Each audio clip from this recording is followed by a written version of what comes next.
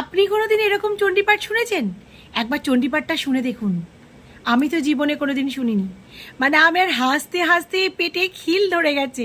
ভগবান, এরকমও চণ্ডীপাঠ হয়? এই প্রতিবাদ রাশি একত্রিত হয়ে পরমা স্নেহবতী দিব্য স্ত্রী মূর্তি উৎপন্ন হলো।